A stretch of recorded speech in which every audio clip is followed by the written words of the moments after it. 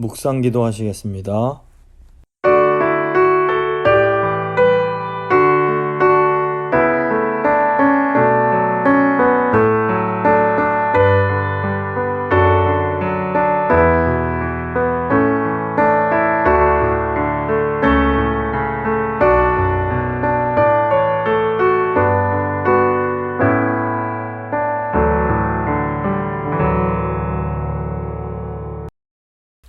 사도신경 고백합니다.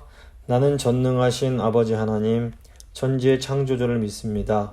나는 그의 유일하신 아들 우리 주 예수 그리스도를 믿습니다.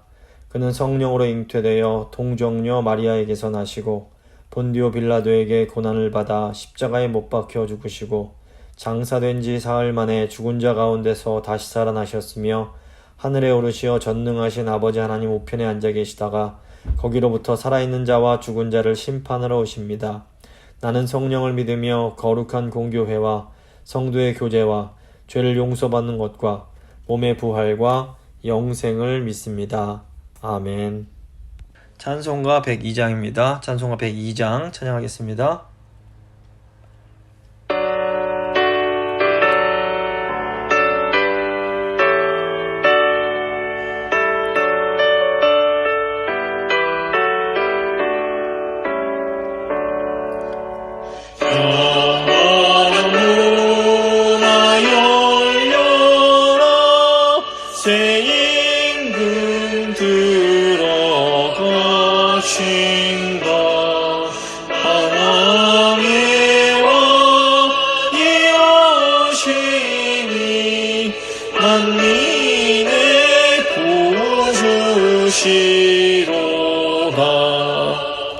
내 마음 곧 열어라. 내 사사로이 그치고 그 나라에 이르도록 주기실 성전 삼으라.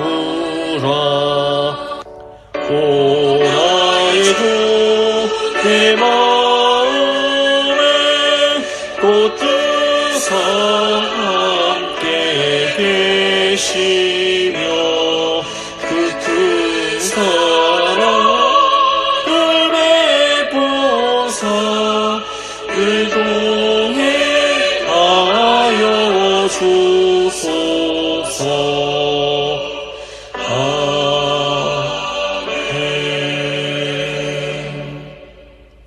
기도하십니다. 좋으신 하나님 감사합니다. 작고 부족한 저희를 사랑하셔서 하나님 자녀 삼아주시고 또 이 3일 저녁에 귀한 하나님 말씀 앞으로 저희를 모아주신 것 감사합니다. 하나님 오늘 말씀 통해서 왕이신 하나님을 모시는 것이 얼마나 중요한 것인지 다시 한번 이제 저에게 가르쳐 주실 때 주님, 저희가 이 말씀을 통해서 정말 거룩하신 하나님의 음성을 듣게 하시고 그 음성에 순종함으로 하나님께서 주시는 놀라운 복과 회복을 경험하는 이 시간 될 수 있도록 주여 함께하여 주시옵소서.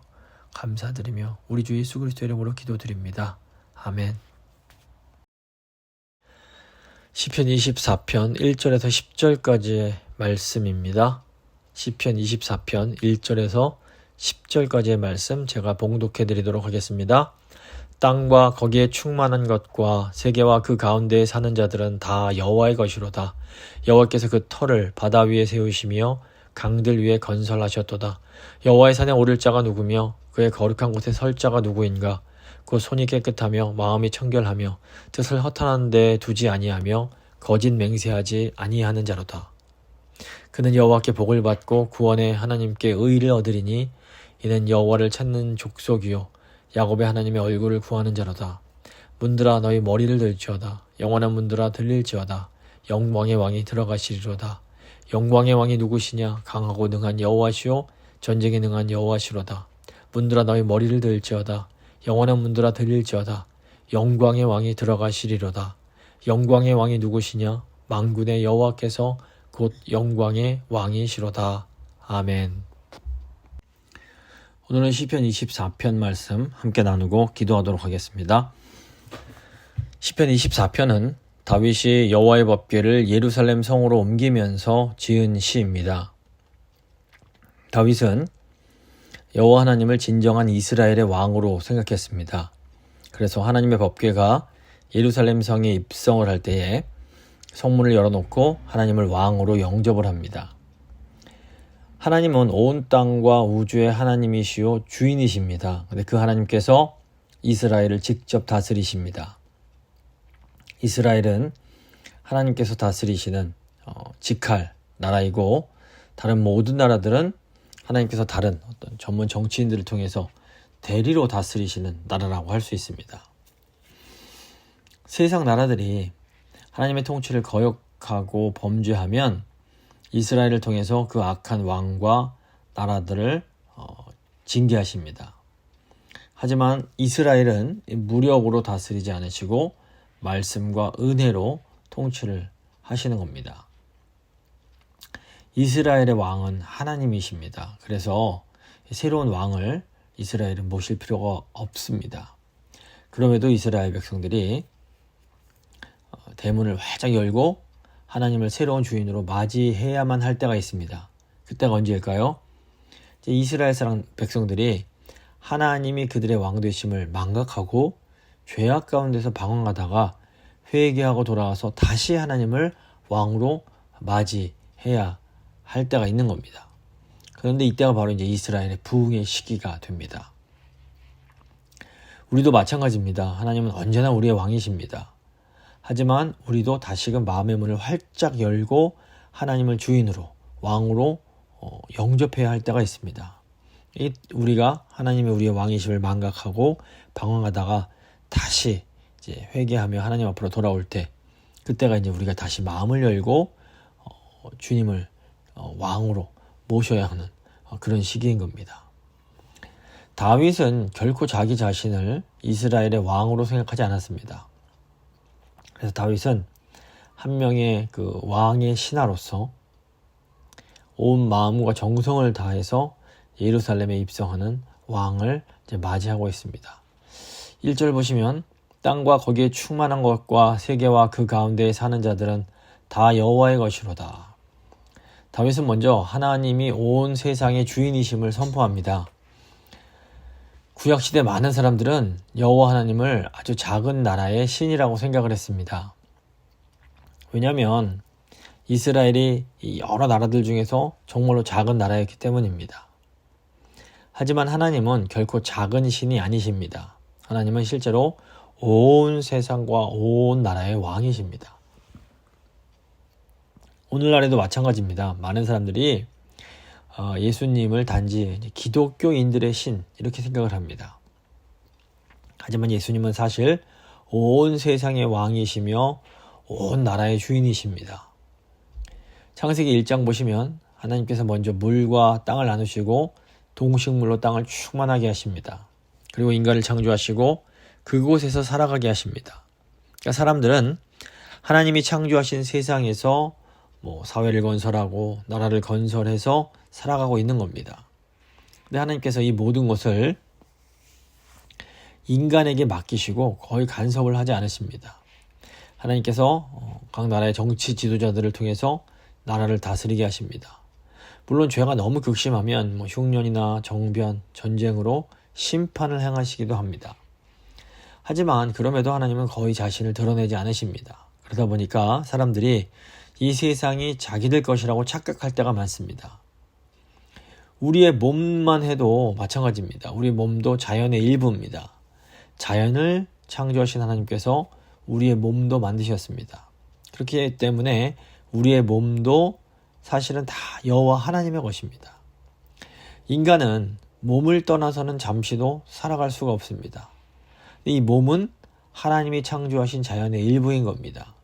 우리가 이 몸을 통해서 많은 것을 할 수 있지만 그렇다고 우리의 몸이 우리 것은 아닌 겁니다. 그런데 사람들이 자기 몸을 자기 것이라고 착각할 때가 많습니다. 요즘 사람들이 자기 마음대로 이 자연을 바꾸고 나아가 이제는 자기 몸까지도 자기 마음대로 바꾸려고 합니다. 그런데 이것은 누가 이 자연과 몸의 주인이신지를 망각하기 때문입니다. 사실 우리의 몸은 하나님께서 잠시 우리에게 빌려주신 겁니다. 자연도 마찬가지입니다. 그래서 이 세상 모든 건 다 하나님의 것입니다. 하나님이 주인이십니다. 그래서 이 세상은 하나님이 주인이시고 우리는 거기에 새들어 사는 세입자와 같습니다. 하나님께서 야 이제 그만 됐다 이제 나가라 그러시면 다 나갈 수밖에 없는 겁니다. 창세기 1장 1절이 선언하는 것이 바로 이겁니다. 태초에 하나님이 천지를 창조하셨다. 이것은 모든 것이 하나님의 것임을 선언하는 겁니다. 하나님이 창조주이시며 온 세상의 주인이심을 인정하고 받아들이는 것. 이것이 이제 기독교 신앙의 출발점입니다. 2절 보시면 여호와께서 그 터를 바다 위에 세우시며 강들 위에 건설하셨도다. 다윗은 하나님께서 땅을 물 위에 세우셨다 이렇게 선언을 합니다. 고대 이스라엘 사람들에게는 이 바다나 강이 악한 영들이 사는 영역을 상징했습니다. 그렇기 때문에 바다와 강은 일종의 두려움의 대상이기도 했습니다. 그런데 하나님께서 이 땅의 터를 바다 위에 세우셨다 이렇게 말을 합니다. 바닷물이나 강물이 땅으로 이렇게 밀려 들어오지 못하는 것은 하나님께서 그 물들을 꽉 붙잡고 계시기 때문입니다. 그래서 우리가 사는 땅은 결코 그 자체로 안전한 것이 아닙니다. 이 땅을 지탱하는 힘이 없어지면 이 육지가 다시 물속으로 쑥 들어갈 수도 있는 겁니다. 그래서 이 세상은 하나님께서 붙들고 계시기에 안전한 것입니다. 하나님께서 붙드신 손을 그냥 놓아버리시면 땅은 한순간 바닷속으로 쑥 들어가 버리게 되는 겁니다. 그래서 인간이 죄에 빠졌을 때 하나님은 이 물을 붙드셨던 손을 놓아버리심으로 큰 홍수가 나게 하셔서 세상을 심판하셨던 겁니다. 다윗은 우리가 사는 이 세상이 결코 그 자체로 스스로 안전한 곳은 아니라는 것을 선언합니다. 하나님께서 우리를 보호해 주시고 계시기에 우리가 지금 멀쩡하게 살아가고 있는 겁니다. 지금도 마찬가지입니다. 현대인들이 과학을 맹신하면서 모든 것을 과학적으로 설명하려고 합니다. 물론 과학이 많은 걸 설명해 줍니다. 하지만 과학은 가장 근본적인 질문에는 대답을 해줄 능력 자체가 없습니다. 가장 근본적인 질문이 무엇입니까? 왜 이 세상이 존재하게 되었는가라는 질문입니다. 왜 물질이 존재하게 되는가? 이 과학은 세상의 시작을 이 빅뱅으로 설명을 합니다. 요즘 이 물리학을 보면 이 빅뱅이 어떻게 시작이 되고 어떻게 진행되었는지를 정말 놀랍게 설명을 합니다. 하지만 그럼에도 불구하고 과학은 도대체 왜 빅뱅이 시작됐고 왜 이 세상이 이 우주가 생겨났는지 그 이유는 알 방법이 없습니다. 세상이 존재하는 이유는 과학의 영역이 아니기 때문에 그렇습니다. 인류가 과학을 통해서 우주와 지구 그리고 인간에 대해서 정말 많은 것들을 밝혀내 왔습니다. 하지만 아직도 인류는 모르는 것이 너무너무 많습니다. 그러니까 하나님의 말씀은 이 과학이 알려주지 못하는 것, 과학으로 알 수 없는 것들을 우리에게 계시해 줍니다. 이 세상은 하나님께서 창조하셨으며 이 세상이 창조된 목적은 하나님께 영광을 돌리기 위함입니다. 하나님께서 인간을 창조하신 것도 하나님을 영화롭게 하기 위함입니다. 그렇기 때문에 인간은 하나님이 없이는 참된 삶의 목적과 의미를 찾을 수가 없는 겁니다. 죄로 인해 타락한 인간이 다시 하나님께 나아가 삶의 목적을 발견하게 되는 것, 이것이 바로 구원입니다. 모든 인간에게는 이 구원이 반드시 필요합니다. 3절 보시면 여호와의 산에 오를 자가 누구며 그의 거룩한 곳에 설 자가 누구인가? 다윗은 인간이 구원받을 수 있는 길을 제시합니다. 다윗은 창조주 하나님께 나아가는 것을 이제 여호와의 산에 오르는 것으로 이제 표현을 합니다. 여호와의 산에 오르는 것, 이것이 인간이 구원을 받을 수 있는 유일한 방법입니다. 그렇다면 여호와의 산은 무엇을 의미할까요? 구약에서는 여호와의 산을 시온이라고 부릅니다. 시온은 이스라엘의 중심인 예루살렘을 상징합니다. 그러므로 이 여호와의 산은 하나님께서 직접 통치하시는 나라를 상징하는 것입니다. 여호와의 산, 즉 하나님께서 직접 세우신 나라의 특징이 뭡니까? 첫째로 하나님이 세우신 나라는 아주 작습니다. 이것 때문에 사람들이 하나님을 많이 오해합니다. 이스라엘이 크고 강한 나라였다면 여호와를 큰 신이라고 생각하고 두려워했을지 모릅니다. 하지만 이스라엘은 실제로 아주 작은 나라였습니다. 그래서 사람들은 어떻게 이 자그마한 나라에 하는 신이 온 세상을 다스릴 수 있느냐라고 하면서 그것을 믿으려고 하지 않았습니다. 하나님께서 이렇게 작은 나라를 선택하신 이유가 무엇일까요? 그것은 사람들의 마음을 시험하시기 위함입니다. 교만한 사람들은 이스라엘이 작은 것을 보면서 이스라엘의 하나님을 무시합니다. 이 세상은 눈에 보이는 것을 중요시 생각합니다. 하지만 하나님의 나라는 이 눈에 보이는 것이 중요하지 않습니다. 예수님은 가장 낮고 천한 말구유에서 태어나셨습니다. 그리고 아주 가난하고 보잘것없는 나사렛이란 곳에서 자라나셨습니다. 나다나엘이 친구 빌립이 내가 메시아를 만났다. 그분이 나사렛 출신이다. 이렇게 말을 하니까 이 나다나엘이 나사렛에서 무슨 선한 게 날 수 있다고 하는 거야. 이렇게 하면서 이 나사렛을 무시합니다. 이처럼 세상은 크고 강한 것을 중시합니다.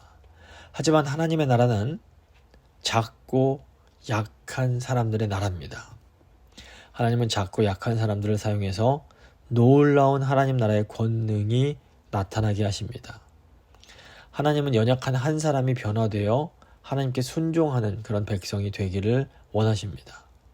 그래서 하나님은 크게 시작하지 않으십니다.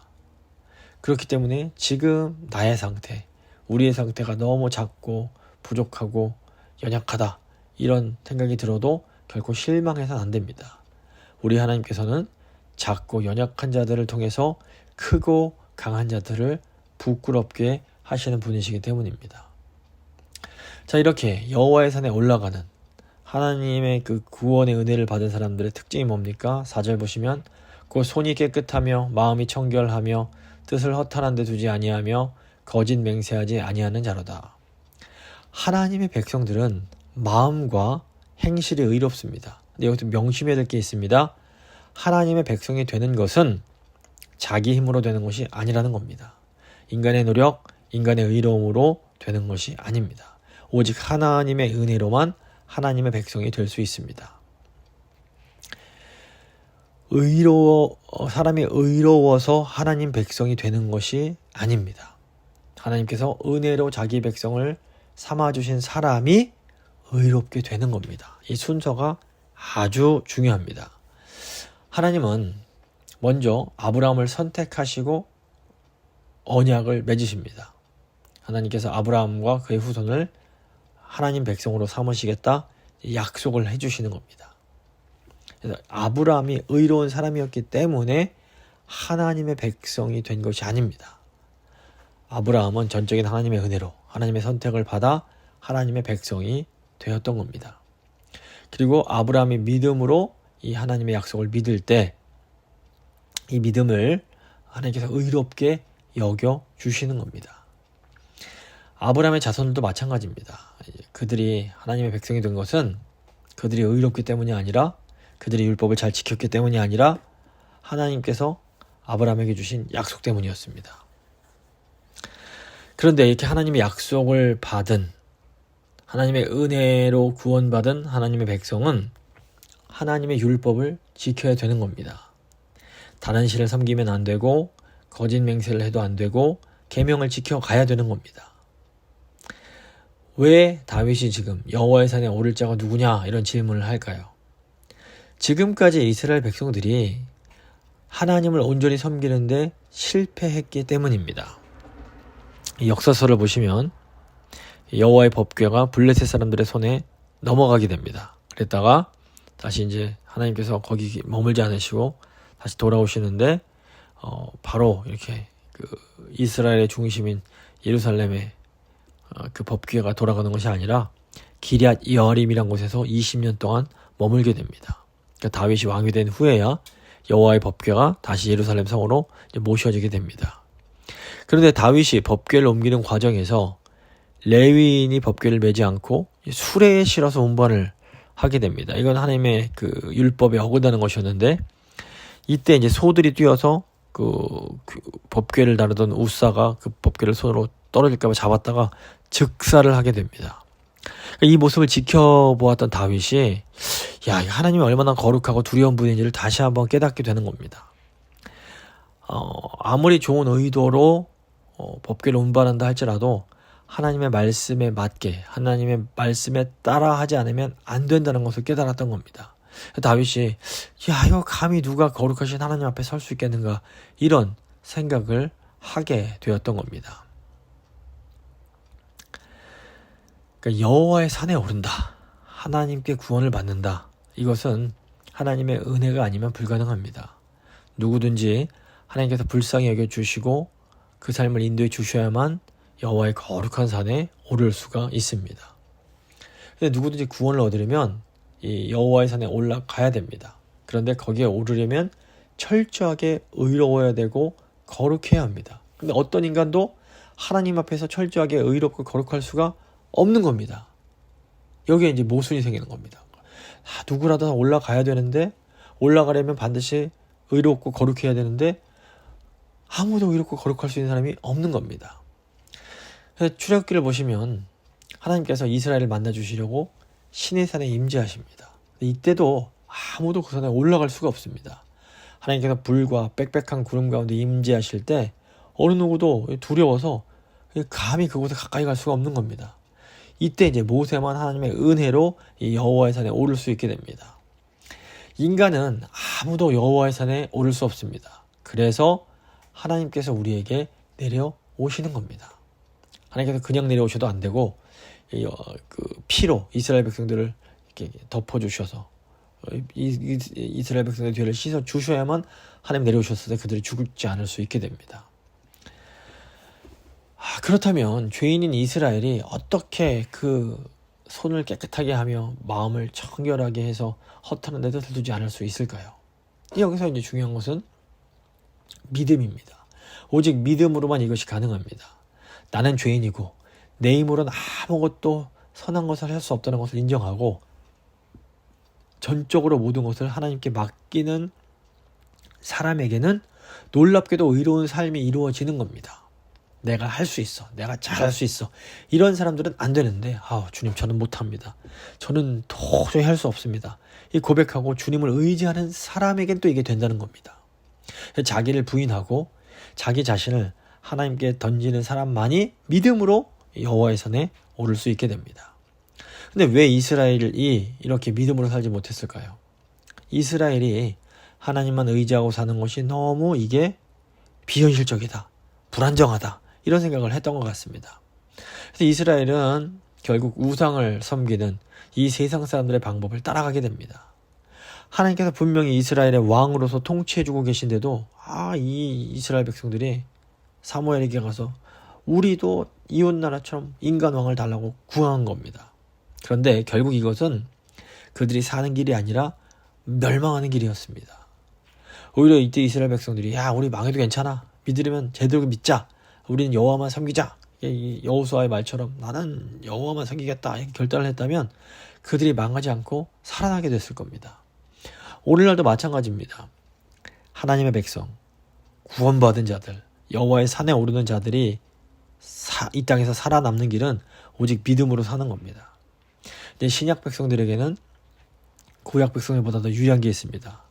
예수님께서 오셔서 십자가에서 죽으시고 부활 승천하신 후에 우리에게 성령을 보내주셨습니다. 우리 안에는 성령이 계십니다. 그래서 우리 안에 계신 성령님은 우리에게 강한 능력을 주셔서 우리가 하나님의 뜻대로 살 수 있도록 우리를 계속해서 도와주시는 겁니다. 5절과 6절 보시면 그는 여호와께 복을 받고 구원의 하나님께 의를 얻으리니 이는 여호와를 찾는 족속이요 야곱의 하나님의 얼굴을 구하는 자로다. 여호와의 거룩한 산에 거하는 자는 지금 여호와를 찾는 족속, 야곱의 하나님의 얼굴을 구하는 자, 이렇게 이제 불리는 겁니다. 하나님 백성들이 이 세상을 사는 목적은 하나님의 뜻을 구하는 데 있고 그 뜻을 이루어 가는 데 있습니다. 근데 하나님의 뜻을 이루어가는 것이 참 힘든 이유가 있습니다. 그것은 이 하나님의 뜻 자체를 알기가 너무 어려운 겁니다. 왜 그럴까요? 사실 하나님은 하나님의 뜻을 분명히 우리에게 알려주십니다. 그런데 우리가 그것을 알기가 어렵습니다. 그 이유는 하나님의 뜻이 우리의 욕심과 정반대될 때가 많기 때문에 그렇습니다. 우리가 하나님의 뜻이 분명함에도 불구하고 그게 잘 용납이 안 되는 겁니다. 우리의 욕심과는 너무 반대되기 때문에 그렇습니다. 또 우리가 하나님의 뜻을 안다고 하더라도 우리가 그 뜻을 이루어드릴 힘이 너무나 부족합니다. 머리로는 알겠는데 그 뜻을 행할 수 있는 힘과 의지가 너무 부족한 겁니다. 그래서 하나님의 백성들이 뭘 합니까? 기도를 하는 겁니다. 이 기도로 하나님의 얼굴을 구하고 여호와를 찾는 겁니다. 기도는 하나님 백성들의 가장 중요한 특징입니다. 그런데 너무 많은 사람들이 이 기도의 능력을 잘 모릅니다. 기도하는 것을 시간 낭비라고 생각하고 기도하는 것보다 더 사람을 만나고 열심히 일하고 이런 게 더 도움이 된다 이런 식으로 생각을 합니다. 하지만 인간의 뜻이 얼마나 허탄한지를 깨닫고 나면 하나님께 기도하는 것이 사실은 가장 좋고 빠른 방법이라는 것을 알게 됩니다. 하나님께 엎드려서 길을 묻고 하나님이 인도하시는 대로 따라가는 것이 시간과 노력을 절약하는 최고의 방법입니다. 하나님은 하나님의 얼굴을 구하는 자에게 복을 주시며 의를 얻게 하십니다. 자, 하나님의 얼굴을 구하는 사람들이 받는 복이 뭘까요? 우선 하나님의 얼굴을 구하다 보면 우리가 죄를 이길 수 있는 힘이 생깁니다. 하나님을 가까이 하면 죄로부터 멀어집니다. 사실 죄에 빠지지만 않아도 이건 성공한 겁니다. 100가지 일을 해내도 어마어마하게 많은 일을 해도 한 가지 치명적인 죄 때문에 무너지는 것이 우리 인생의 모습입니다. 중요한 것은 죄를 짓지 않는 겁니다. 하나님의 얼굴을 구하면 죄를 멀리하는 그런 의의를 얻게 됩니다. 나가 하나님의 얼굴을 구하다 보면 하나님께서 원하시는 것을 이루어드릴 수 있는 힘을 얻게 됩니다. 하나님의 뜻을 하나님이 원하시는 바른 방법으로 이루어드릴 수 있게 되는 겁니다. 이렇게 하나님의 바른 뜻을 이루어드리는 것, 이것이 의로움입니다. 근데 이 모든 것을 하나님은 기도하는 자에게 주십니다. 또 기도하는 자에게 가장 중요한 하나님의 성품을 허락하십니다. 분별력을 주시고 또 다른 사람을 사랑할 수 있는 능력을 주시고 다른 이들의 잘못, 허물을 용서할 수 있는 힘을 주십니다. 또 불가능한 가운데 소망을 갖게 하시고 또 다른 사람의 상한 심령을 치료할 수 있는 그런 힘을 허락해 주십니다. 이것이 다 기도에서 오는 겁니다. 7절 보시면 문들아 너희 머리를 들지어다 영원한 문들아 들릴지어다 영광의 왕이 들어가시리로다. 다윗이 이제 문들아 머리를 들어라 이렇게 외칩니다. 이것은 왕이신 하나님께서 이 성에 들어가실 수 있게 하라는 겁니다. 여기 문이 머리를 든다라는 것이 이제 신학자들이 여러 가지 해석을 합니다. 일단 이것이 이제 문을 의인화해서 어서 오시는 왕을 맞이하라는 의미로 해석하는 경우도 있고 또 왕이 들어가실 수 있도록 문을 활짝 열어라 이런 뜻이라고 해석하기도 하고 또 그 문들아 기운을 내라 문들아 치솟아 올라라 이렇게 번역하는 성경도 있습니다. 근데 어떤 성경이든 간에 이 왕이신 하나님의 입성을 기뻐하며 환영하라는 의미인 것은 다 똑같습니다. 지금 다윗이 여호와의 법궤를 예루살렘 성 안으로 옮기고 있습니다. 다윗은 이 법궤를 하나님의 보좌로 생각하고 그 위에 하나님께서 좌정하고 계신 것으로 이렇게 생각을 합니다. 즉 하나님께서 지금 보좌에 앉으셔서 예루살렘에 입성하고 계시는 겁니다. 지금까지는 이스라엘 백성들의 불순종 때문에 하나님의 통치가 이렇게 중단이 되어 있었습니다. 이스라엘 백성들이 왕이 없으므로 자기 소견대로 행했던 겁니다. 이스라엘의 요구에서 주신 이 사울 왕은 하나님 나라의 왕이 아니라 세상 왕들의 방식으로 이스라엘을 다스렸습니다. 그래서 이스라엘의 왕이신 하나님이 이 예루살렘에 입성하시기까지 너무 이렇게 걸리는 것들이 많았던 겁니다. 다윗이 지금 이 시를 통해서 문들아 머리 들어라 활짝 열려라 이제는 사람의 방법, 인간의 방법이 하나님의 통치에 걸림돌이 되지 않게 하겠다. 이런 이제 고백을 하는 겁니다. 하나님께서 왕으로 좌정하시면 그곳에 하나님의 영광이 충만해지게 됩니다. 그 결과 뭐 정치적으로도 안정이 되고 경제적으로 안정이 되고 부흥의 역사가 일어나면서 백성들에게 하나님의 복이 임하게 됩니다. 우리도 우리의 마음을 하나님을 향해서 활짝 열어야 됩니다. 마음의 문들아 활짝 열려라. 우리에게 선포해야 됩니다. 믿음으로 이제 인간적인 방법으로 하나님께서 우리를 다스리시는 것에 어떤 걸림돌을 만들지 않겠다 다짐을 해야 됩니다. 그럴 때 하나님께서 우리에게 큰 부흥을 허락해 주십니다. 8절 보시면 영광의 왕이 누구시냐 강하고 능하신 여호와시오 전쟁에 능한 여호와시로다. 하나님은 자기 백성을 지켜주시고 어떤 악의 세력도 다 물리쳐 버리십니다. 교회가 바른 교회 역할만 감당하면 어떤 악한 공격도 다 이길 수가 있습니다. 하나님의 허락 없이는 감히 악한 세력이 교회를 침략할 수 없습니다. 하나님은 신실한 백성의 그 주위에 화염검을 두시고 그들을 보호해 주시는 겁니다. 그러므로 하나님을 왕으로 모시는 것이 얼마나 큰 복이요 큰 능력인지를 생각해야 됩니다. 하나님을 왕으로 섬기는 것, 이것이 최고로 안전하며 지혜로운 선택입니다. 9절 10절입니다. 문들아 너희 머리를 들지어다. 영원한 문들아 들릴지어다. 영광의 왕이 들어가시리로다. 영광의 왕이 누구시냐? 만군의 여호와께서 곧 영광의 왕이시로다. 아멘. 이 다윗의 이제 고백의 반복입니다. 이스라엘의 왕은 하나님이십니다. 하나님은 영원한 이스라엘의 왕이시며 보호자이십니다. 이스라엘은 반드시 여호와 하나님을 섬겨야 하고 여호와 하나님을 섬기지 않으면 멸망하게 되는 겁니다. 이 영광의 왕을 잘 섬기면 모든 백성들이 복을 받게 됩니다. 모든 복은 여호와 하나님으로부터 옵니다. 이스라엘이 왕을 바로 섬기면 이스라엘만 복을 받는 것이 아니라 주위의 모든 나라들도 더불어서 복을 받게 되는 겁니다. 오늘날은 교회가 이스라엘입니다. 교회가 이 세상에서 축복을 받고 또 세상을 축복할 수 있는 길은 딱 한 가지, 여호와 하나님을 잘 섬기는 겁니다. 예수님을 왕으로 잘 섬기는 겁니다. 교회가 예수님을 잘 섬겨서 복을 받으면 이 세상에 이 하나님의 복이 세상으로도 막 흘러 넘쳐 가게 되는 겁니다. 말씀을 마무리 짓도록 하겠습니다. 시편 24편은 다윗이 여호와의 법궤를 예루살렘 성으로 옮기면서 지은 시입니다. 다윗은 여호와 하나님만이 진정한 이스라엘의 왕이심을 고백합니다. 하나님께서 이스라엘이라는 작은 나라를 하나님께서 직접 통치하시는 나라로 선택하셨습니다. 이스라엘이 여호와 하나님을 온전히 왕으로 섬길 때 이스라엘이 복을 받고 나아가 열방을 축복할 수 있게 됩니다. 오늘날에는 이 교회가 영적 이스라엘입니다. 하나님께서 이렇게 작고 부족한 우리를 하나님의 백성 삼으셨습니다. 그러니까 우리가 마음의 문을 활짝 열고 예수님을 진정한 왕으로 모실 때 우리가 복을 받고 우리 삶에 큰 부흥이 일어납니다. 그리고 나아가 이 복을 이웃에게, 열방에게 나눌 수 있게 됩니다. 이 시간 한번 기도하실 때 하나님 저희가 마음의 문을 활짝 열고 왕이신 예수님을 모실 수 있도록, 왕이신 예수님을 정말 진정으로 잘 섬길 수 있도록 주님 도와주십시오. 한번 간절한 마음으로 기도하도록 하겠습니다.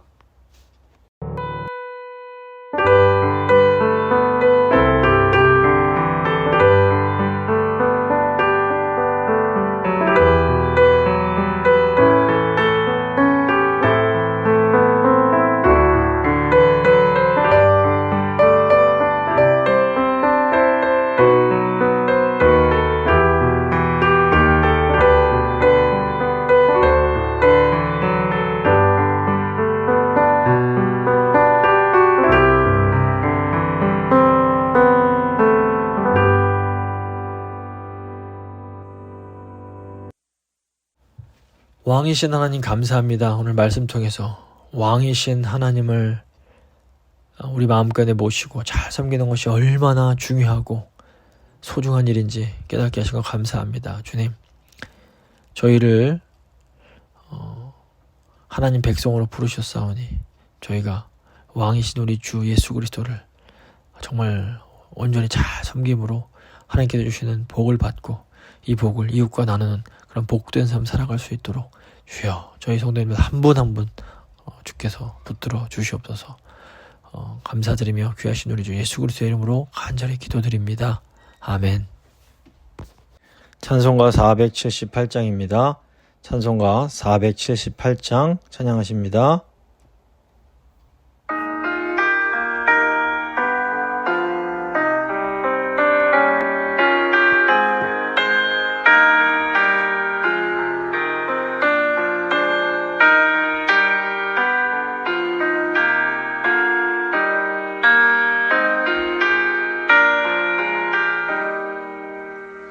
참 아름다워라 주님의 세계는 저 솔로몬의 옷보다 더 고운 백합화 주 찬송하는데 저 맑은 새소리 내 아버지의 지으신 그 솜씨 기뻐라 참 아름다워라 주님의 세계는 저 아침 해와 저녁물 밤하늘 빛나며 망망한 바다와 늘 푸른 몽우리 다 주 하나님 영광을 잘 드러내도다 참 아름다워라 주님의 세계는 저 산에 부는 바람과 잔잔한 시냇물 그 소리 가운데 좋은 성 들리니 주 하나님의 큰 뜻을 다 알듯 하도다